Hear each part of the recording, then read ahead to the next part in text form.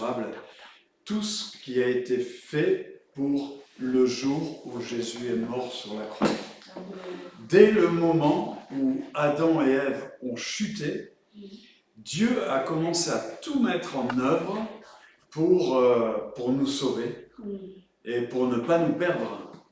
Et son amour a fait qu'il a créé un pays qui s'était déjà occupé, il y avait déjà du monde. Et Israël a été créé, et Israël s'est trouvé tout petit face à des gens qui étaient entraînés pour la guerre, et ils sortaient de l'esclavage de 40 ans de désert, et quand ils ont fait la guerre, ils ont été vainqueurs. Enfin bon, tout le reste, vous le savez, la loi, les prophètes, et même extérieur à tout ça qui n'est pas écrit dans la Bible, l'Empire romain qui arrive dans un temps de stabilité, de paix, comme il n'y a plus de guerre à faire, qu'est-ce qu'ils font ? Des routes, des bateaux. Et qui va se servir de ces routes et de ces bateaux ? Les apôtres, pour que le message se propage à toute vitesse de cette époque dans le monde. Ouais, et puis après, quand on regarde nous, bon, on est chrétiens, mais qu'est-ce qu'il a fait le Seigneur pour nous amener à un jour dire oui, ou à être là, à écouter l'Évangile, la somme de miracles et de choses incroyables qui se sont passées. Donc merci pour ces chants de ce soir. Ce soir, on va faire un petit tour très superficiel, ou on va dire plutôt très, très large, sur la question des dons spirituels, parce que je voudrais vous parler de dons, des dons dont on ne parle jamais. Des dons dont on ne parle jamais. Ce que j'ai appelé les dons discrets, parce qu'on n'en parle jamais. Mais avant de parler de ces dons, c'est important de resituer la question des dons spirituels. Et l'apôtre Paul, il est le premier à le faire, puisqu'il dit « Je ne veux pas que vous soyez dans l'ignorance sur cette question-là, sur la question des dons spirituels. » Alors, pour bien comprendre ce que c'est, je ne vais pas reprendre tout ce que l'apôtre Paul a dit, vous pouvez le lire, mais j'aimerais simplement qu'on zoome sur l'Église telle qu'on l'a vue en début d'année. L'Église, on sait que ce n'est pas un bâtiment, mais qu'elle est composée de membres qu'on appelle dans la Bible des frères, des sœurs aussi, des disciples, des chrétiens, des saints, des croyants, des convertis, des bien-aimés, des fidèles. Et Jésus a dit que tous ces termes tournaient autour d'un point commun qui est la nouvelle naissance. Donc là, on se rappelle ça, vous allez voir, je vais vers les dons spirituels, mais on va faire un focus là-dessus. Jésus dit, le point de départ, c'est naître de nouveau. Si un homme ne naît pas de nouveau, il ne peut pas entrer dans le royaume de Dieu. Il peut chanter des beaux chants, il peut faire un tas de choses religieuses ou apparentées ou ressemblant, mais il n'est pas dans le royaume de Dieu. Qu'est-ce que c'est que cette nouvelle naissance ?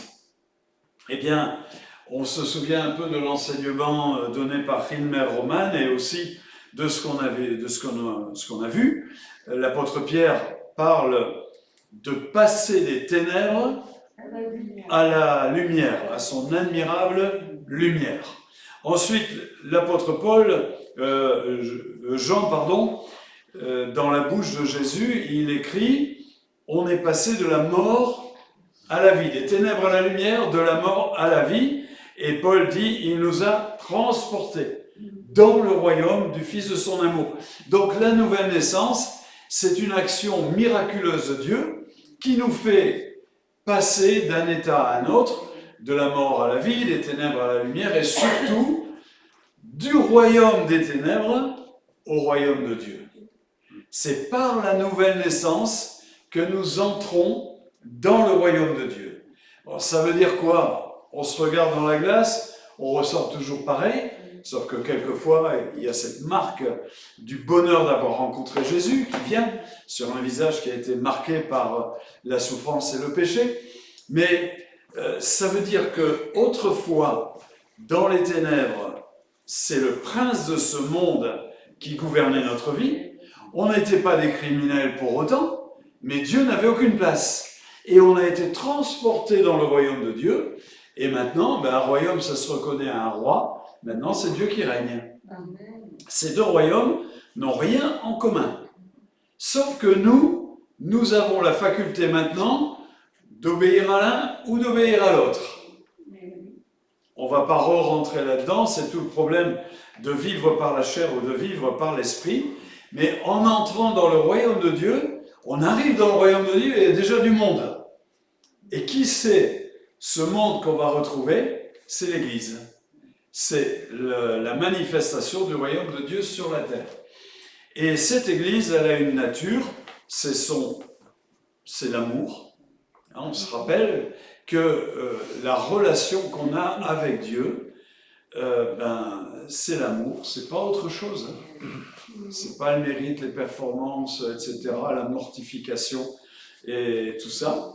Mais c'est aussi la séparation, puisqu'on a vu mort, vie, ténèbres, lumière, royaume du diable et royaume de Dieu. Rien de commun entre tout ça. Et puis l'interdépendance, puisque nous sommes membres les uns des autres. Et ça, c'est quelque chose c'est une belle réalité à vivre, parce que c'est pas seulement dans le domaine de la communion fraternelle, où on veille les uns sur les autres, on souffre les uns avec les autres, on se réjouit les uns avec les autres, mais aussi on se complète dans l'exercice de notre ministère. Oui, il n'y en a pas qu'un dans l'Église qui exerce le ministère, mais c'est tout le monde qui a reçu, et tout cet ensemble, c'est comme un puzzle dont les pièces se mettent en place. Et l'Église, elle est faite de personnes comme vous et moi qui sont parfaites. Tu? Oui. On a des défauts, mais la grâce, c'est que le Seigneur nous voit au travers de Jésus, donc il nous voit parfaits. Ce que je veux dire par là, c'est qu'on est parfaitement prêt à entrer dans le ciel, mais nous sommes ici sur terre, et on arrive tout doucement à la question qui nous réunit ce soir. On arrive tout doucement au mandat terrestre de l'Église. L'Église, elle est sur terre, et elle a une raison d'être. On le voit dès le départ, chaque jour, assidu, rompait le pain et trouvait grâce auprès de tout le peuple.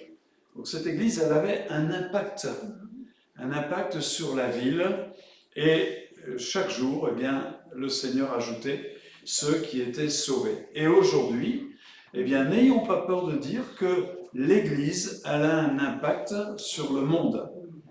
L'église est mondiale, elle est internationale. On dit qu'il y a à peu près 1 milliard de personnes qui affirment être nées de nouveau. Je ne sais pas trop où est la vérité par rapport à ça, mais la vérité, c'est que l'Église grandit de plus en plus dans notre monde, et elle a un impact.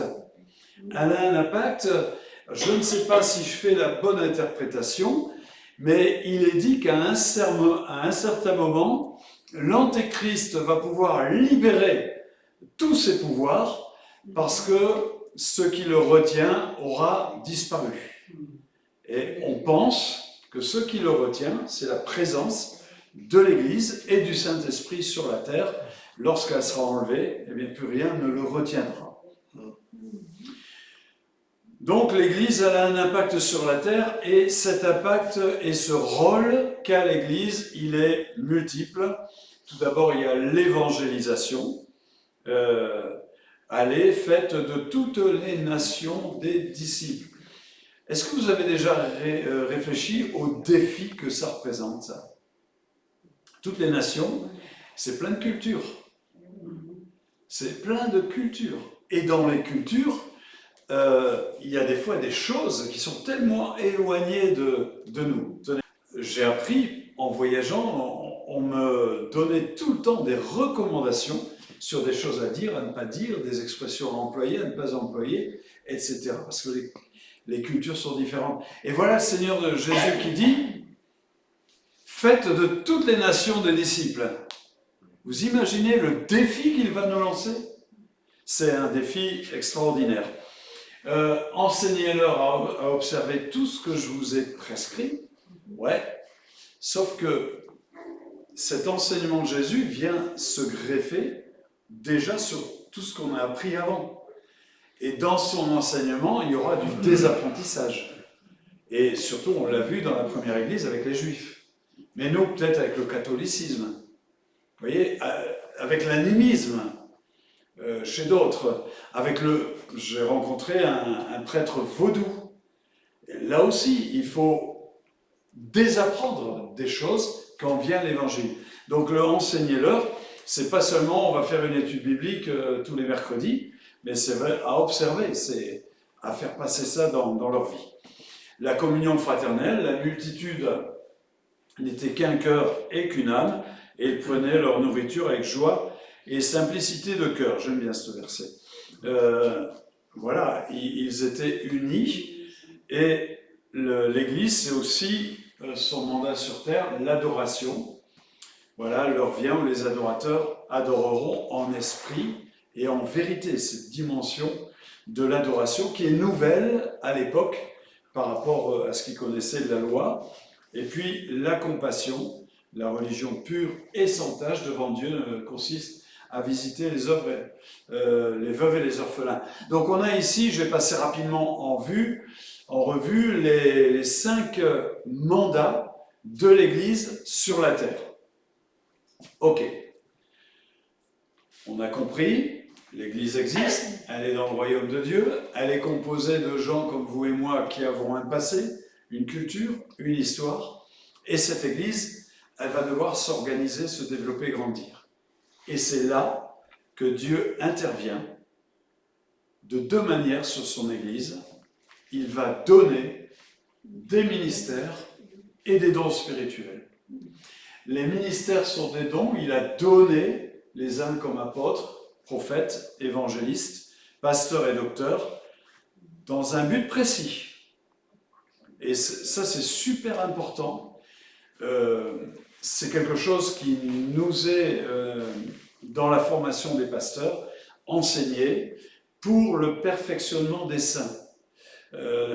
D'autres disent pour l'organisation, notre traduction, des saints. Qui sont les saints? C'est tous les membres de l'Église.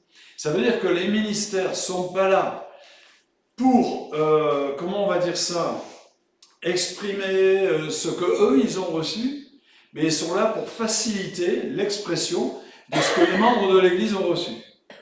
C'est ça, hein? Pourquoi? Pour que l'Église exerce son ministère, qu'on vient de voir, les cinq parties.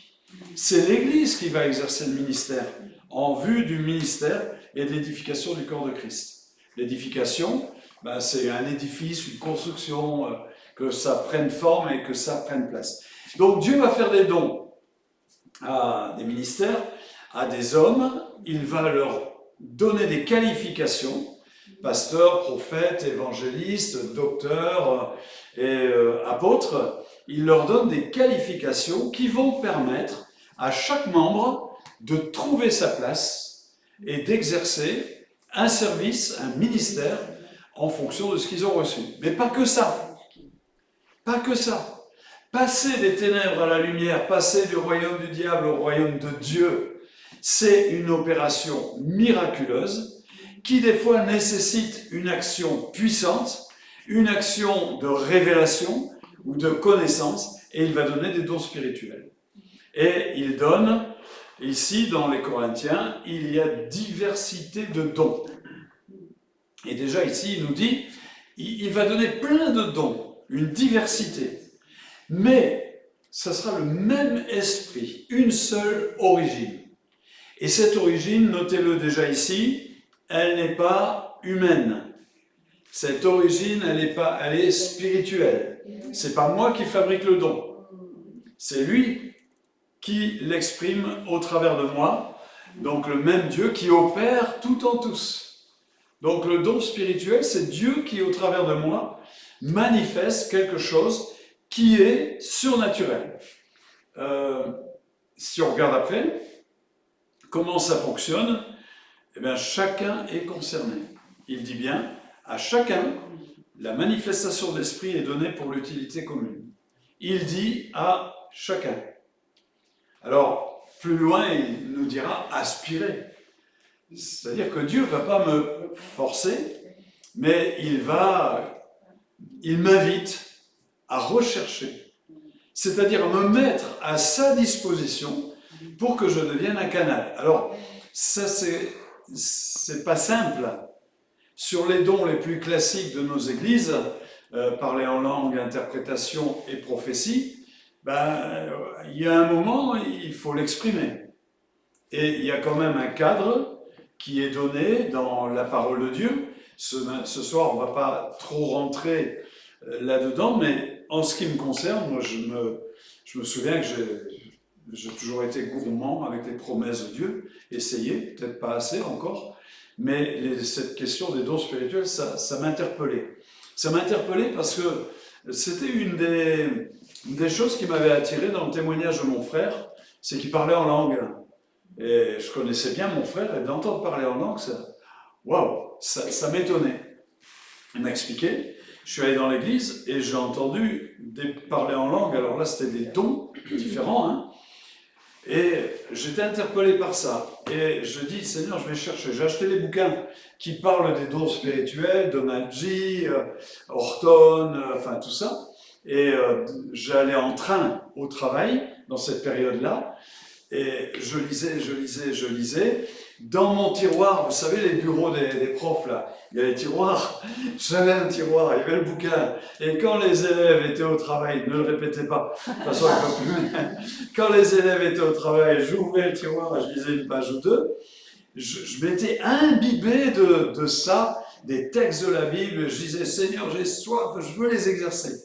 Et un dimanche matin, c'était fort en moi, j'avais envie de parler en langue tout haut. C'était très fort. Et j'ai parlé en langue et personne n'a interprété. Personne n'a interprété. Alors j'avais envie de me cacher, j'avais honte. J'avais vraiment honte. Et je suis allé voir le pasteur après, je lui ai dit, excusez-moi, peut-être j'aurais pas dû faire. Il m'a dit, si, continue. Continue et prie pour que quelqu'un interprète. Et puis un jour, effectivement, quelqu'un a interprété. Et je voulais aussi, puisque Paul dit surtout chercher le don de prophétie, j'ai cherché. Et puis un jour, une pensée est venue, assez forte en moi, mais franchement, vous avez peur quand même, hein? Il y a une timidité, et puis on a une fierté aussi. C'est un peu tout ça difficile. J'ai donné la pensée, et puis bon, j'ai pas eu de confirmation. Et un jour, je me suis aperçu quelque chose. Il y avait une pensée que je n'ai pas osé donner. Parce que, en fait, je vais vous dire la raison, c'est que pendant que je formulais cette pensée dans ma tête, je pensais à quelqu'un dans l'église.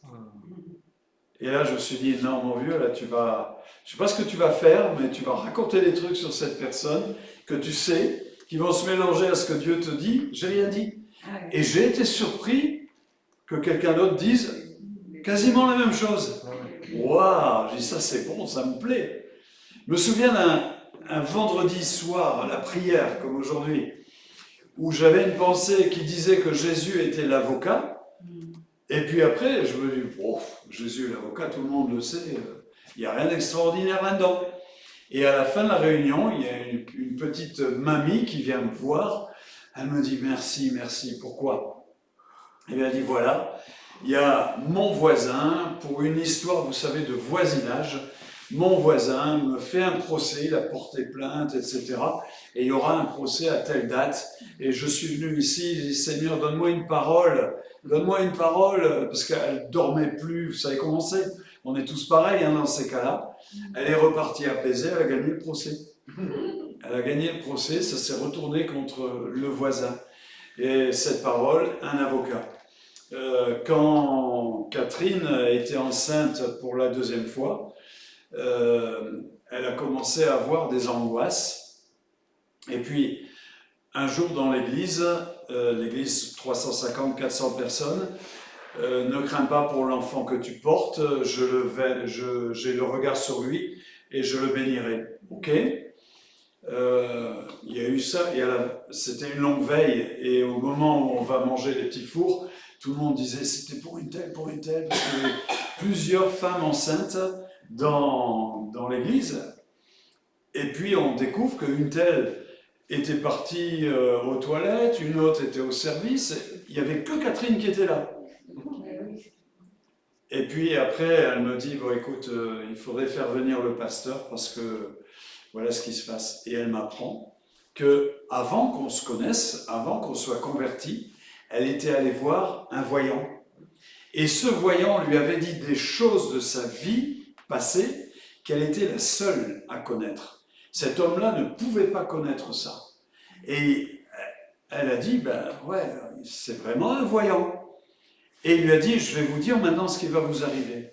Vous allez avoir un enfant, et après vous ne pourrez plus en avoir. Il a même dit, vous aurez une fille. Et après, vous ne pourrez plus en avoir. On a eu une fille. Moi, je ne savais pas tout ça. Et quand elle a été de nouveau enceinte, ben, l'angoisse est venue. Et même, à un moment, le médecin lui a dit de rester tout le temps allongée parce que le col était ouvert et qu'elle allait perdre l'enfant. Elle s'est dit, ça y est, il y a ce que cet homme, il m'a dit, est en train de se réaliser dans ma vie. Et elle était vraiment malheureuse jusqu'à ce qu'il y ait ce don spirituel, l'enfant, etc. Et le pasteur est venu à expliquer, on a prié et la paix s'est installée. Et il y a un garçon qui est né, 4,5 kg, c'est tout moi, il est magnifique. Voilà. Mais vous voyez, l'utilité, les dons spirituels, c'est un moyen surnaturel, miraculeux, de combattre ce qui est surnaturel, mais de l'autre côté. Donc Dieu va faire des dons. Il fait des dons, et il dit, un seul esprit opère toutes ces choses, il les distribue à chacun comme il veut. Pas moi qui choisis, c'est lui le maître. C'est lui qui est souverain. Mais il nous dit à nous d'aspirer aux dons les meilleurs. Et la voie par excellence qu'il nous donne, c'est pas d'aller faire un séminaire sur les dons spirituels. Non, c'est quoi la voie qu'il nous montre? C'est l'amour. Puisqu'on est ici à la fin du chapitre 12 et on va passer au chapitre 13 où il y aura ce texte formidable sur l'amour extraordinaire. Moi j'ai un petit truc avec ce texte. Faites-le. Vous remplacez le mot amour par votre prénom. René est patient. Vous comprenez? Faut pas rire quand je dis ça. Même en voiture. Voilà. Il ne se réjouit pas du mal, etc. Donc, et à la fin, il dit, si vous aspirez au don spirituel, c'est par amour pour l'Église, pour l'édification de l'Église. Donc on a bien cadré la chose. Les dons spirituels, ça vient de l'Esprit. L'Esprit est souverain. À moi d'aspirer. Et la motivation de mon aspiration, ça ne peut être que l'amour et l'intérêt que j'ai pour l'Église à laquelle j'appartiens. D'accord avec ça? C'est vraiment le cadre. Alors il va énumérer des dons. Il va énumérer des dons et il en énumère 9. Ce n'est pas mon propos ce soir de faire le détail, mais on les connaît. Hein. Il y a ces dons, paroles de sagesse. Quelquefois, c'est arrivé. Hein. J'ai vu des comités. D'ailleurs, je pourrais peut-être dire même il y a une semaine avec un conseil d'administration. Vous êtes là, vous avez un problème. Vous n'arrivez pas à trouver la solution, ni le truc qui met tout le monde d'accord. Et quelqu'un parle, tranquillement, 2-3 mots, il vous dit quelque chose, ça semble tellement évident, c'est comme ça qu'il faut faire. C'est une sagesse d'en haut, décrite par Jacques, qui se manifeste. Une parole de connaissance aussi, hein, qui est donnée, où quelqu'un va dire, voilà comment il faut faire. Ça peut être... les exemples qui me viennent à l'esprit concernent, par exemple, l'achat d'un bâtiment d'église, où quelqu'un va dire « faites l'achat, Dieu est avec vous et il suivra », ou dira le contraire. Une parole, donc la foi, En ce qui me concerne, je ne vais pas me mettre en avant, mais c'est pour essayer d'illustrer, je me demande comment j'ai fait pour mettre en place le congrès des jeunes. Parce que aujourd'hui, ils attendent entre 7 et 10 000 jeunes, avec un budget très très gros, dans un zénith. J'ai démarré ça, j'avais ça dans le cœur. Je savais qu'il fallait le faire. La première fois que je suis allé dans une grande exposition chrétienne à Paris, tout ce que j'avais, c'était des petits flyers que j'avais fait avec mon imprimante. J'avais aucun argent, même pas de compte en banque. Une fois, j'en ai parlé dans un rassemblement de jeunes, la seule chose qu'on m'a dit, mais t'as l'air tout seul, c'est quoi ton truc?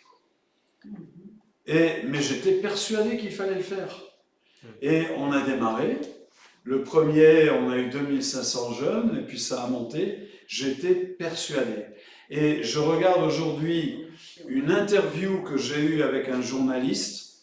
Je suis en train de dire, point par point, tout ce qui est en train de se passer maintenant, avec des groupes de jeunes qui partent sur les champs missionnaires, avec des jeunes qui se forment pour les études bibliques, avec un rassemblement de plus en plus grand, avec des groupes, aujourd'hui il y a Echo et Move, il y en a dans chaque région, avec des leaders qui se forment pour devenir performants.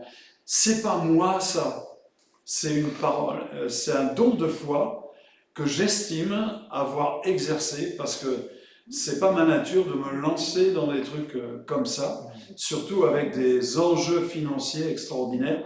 Mettre 2000 jeunes sur la route, c'est aussi un défi pas possible. Ils ont réservé des chambres d'hôtel, ils ont fait des budgets, tout ça. Dans les églises, on a grossi parce qu'ils vendaient des gâteaux. On allait avec un gâteau, on récupérait 10 € et on repartait avec un autre gâteau qu'on allait manger. Ils ont fait des tas de choses incroyables et aujourd'hui, ça existe. Et aujourd'hui, ça existe. Voilà, c'est la foi qui vous amène à faire quelque chose que... Et après coup, vous dites, ça fait peur, quoi. Ça fait peur d'avoir fait un truc pareil. Surtout qu'il y a eu des moments où on avait vraiment peur. Mais, en plus de ces 9 dons,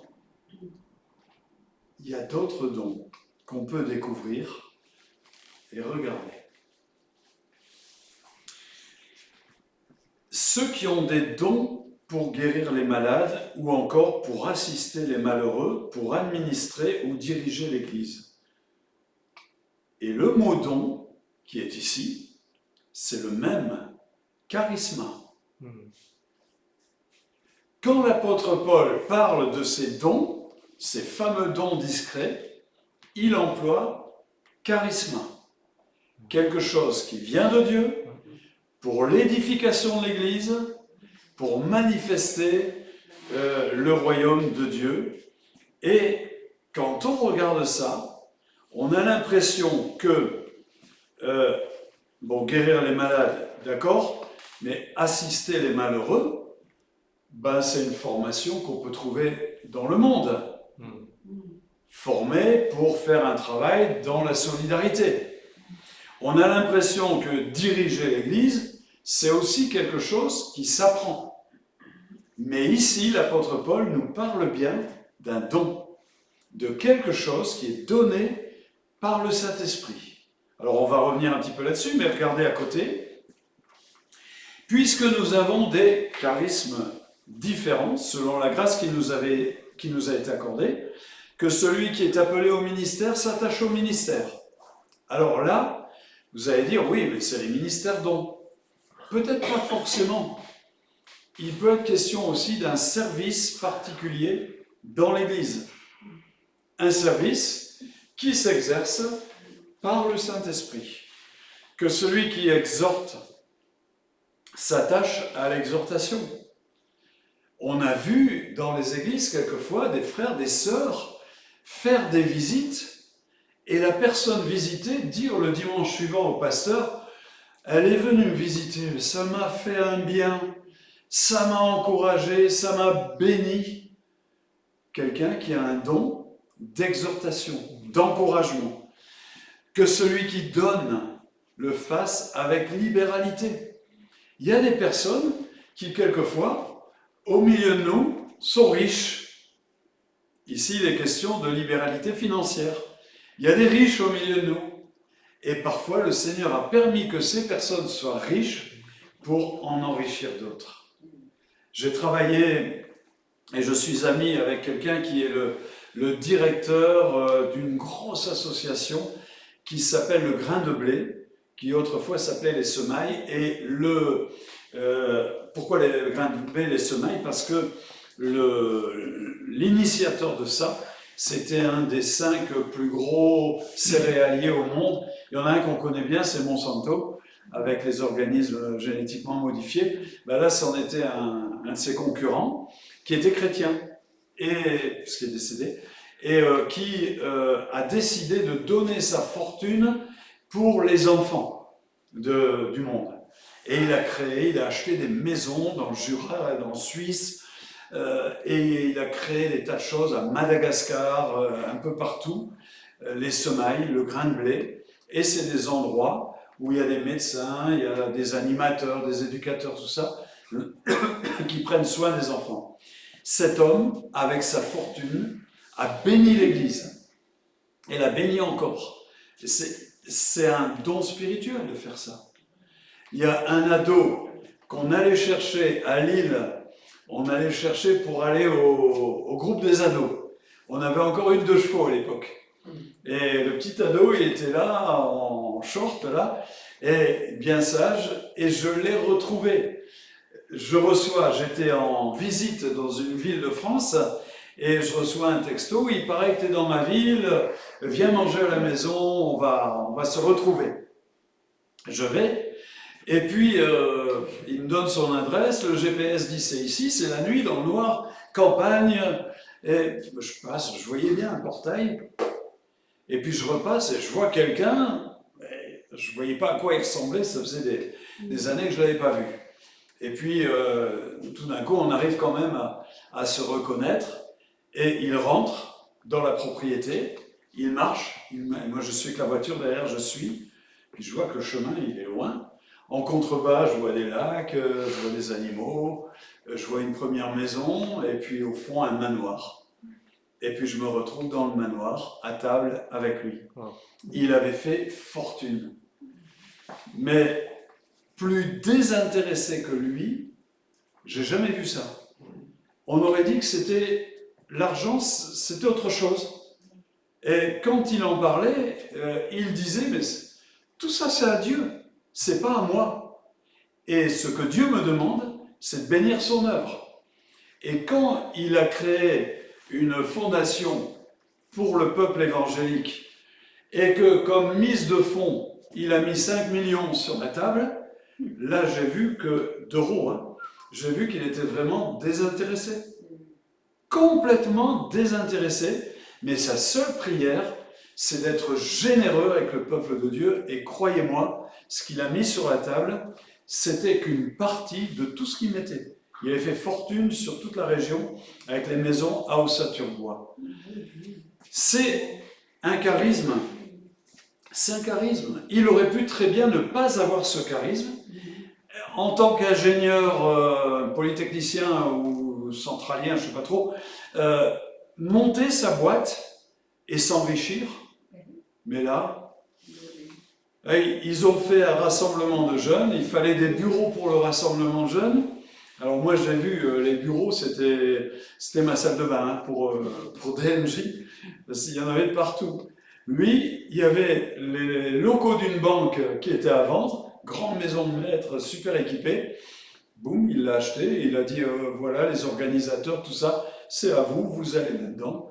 Et moi j'y suis allé travailler, les portes qui s'ouvraient automatiquement, la moquette. Il s'en fichait, c'est pour Dieu. Tout ça, c'est grâce à Dieu que je l'ai, et c'est grâce à Dieu que je donne. Donc celui qui donne, le fasse avec libéralité. Celui qui préside, c'est une question de... Il y a d'autres traductions qu'on voit, le fasse avec zèle. Et celui qui pratique la miséricorde, qui fait du bien à ceux qui souffrent, qui est sensible, ça vient de Dieu, ça vient de l'Esprit. C'est ce que j'ai appelé les dons discrets. Alors, c'est pas moi qui les ai appelés, c'est un théologien qui les appelle comme ça. Parole vivante, le don d'exercer les activités pratiques. Donc, c'est ce qui est administrer ou diriger l'Église. Le ministère du diaconat, la gérance des biens matériels, qu'il prenne ses responsabilités au sérieux, ce ministère. Donc, ministère du diaconat. Être diacre, c'est toute la partie matérielle des besoins d'une Église. Pour encourager, un autre sait exhorter et consoler, qu'il prenne fidèlement soin de ceux qui lui sont confiés et que ces paroles leur apportent un réel réconfort. Vous savez que des fois, des personnes sont découragées, elles souffrent, elles sont malheureuses, mais derrière, il y en a un qui les attaque. Il y en a un qui les pilonne.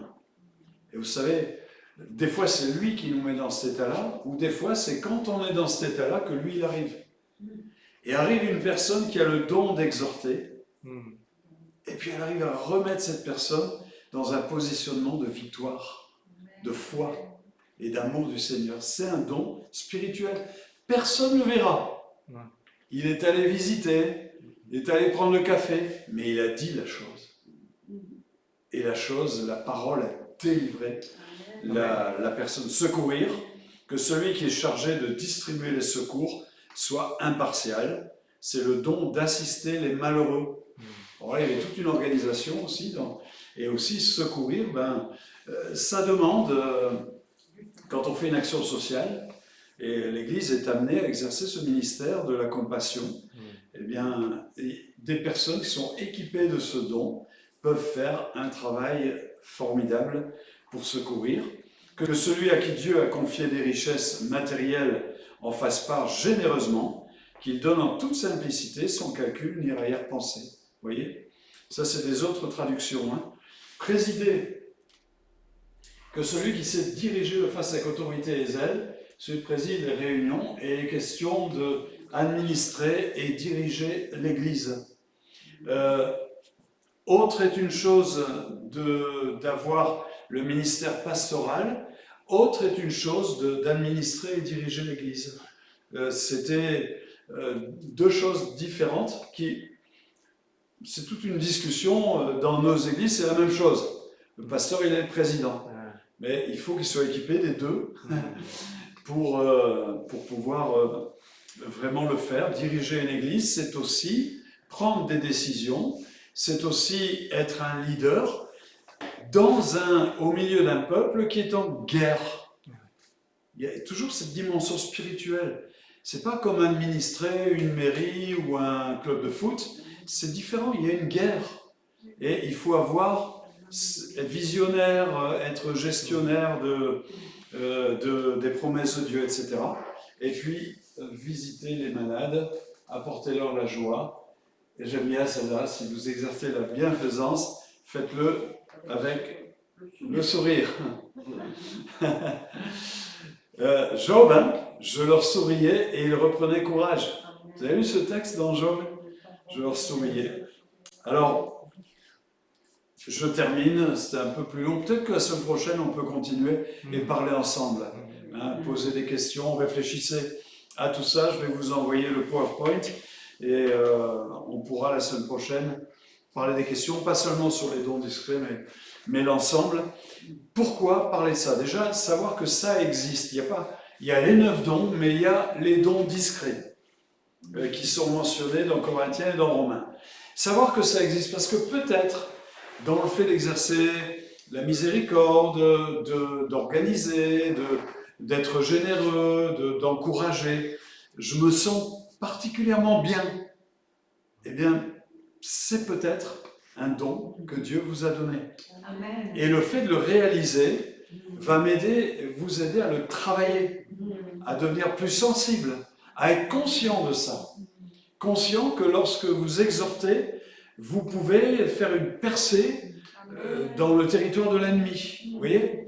Et qu'il y a plus qu'une parole, ça va aller...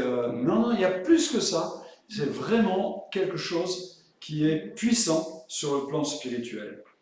Voilà, je vais m'arrêter là. Donc on retient ça, aspirer à chacun, aimer. Là, c'est les bases de ce que nous avons à faire pour découvrir et vivre cette belle réalité des dons spirituels. Je ne sais pas, peut-être que la semaine prochaine, chacun pourra parler, rendre témoignage de, comme je l'ai fait un peu ce soir, de choses qu'il a vécues dans sa vie avec des dons spirituels. Hein? Moi, je termine comme ça. Au Coteau Fleury, on invitait des pasteurs assez internationaux. Et puis, j'avais à cette époque-là un gros contentieux avec quelqu'un qui était dans l'équipe avec qui je travaillais. Et ça faisait des années que ça durait. J'encaissais, je prenais sur moi, vous savez comment c'est, hein, on se dit toujours ça va aller mieux, mais tout le temps ça finissait des explications, chacun repartait encore plus triste. Et puis le prédicateur, mais je ne sais pas ce qui s'est passé, c'était un Portugais, il prêchait, il était interprété, il prêchait, il avait de la fougue, et puis il s'arrête sur moi, il me dit quelque chose, et l'autre interprète, choisis bien tes collaborateurs. Et ça n'avait rien à voir avec la prédication. Je me suis pincé, je l'ai vu, j'ai entendu, je demandais au voisin, oui, il l'a dit. En me regardant fixe, il ne savait rien. Il ne savait rien du tout de tout ce que j'étais en train de vivre. Et là, j'ai pris la décision de me séparer. Et quand je l'ai fait, je me suis dit, pourquoi je ne l'ai pas fait avant? et parce que après tout s'est mis à respirer, et ça a été mieux. Vous voyez, c'est bon que Dieu nous ait donné ça, hein, qu'on ne soit pas seulement avec nos faibles moyens humains pour accomplir la volonté de Dieu, mais on a la puissance de Dieu avec nous.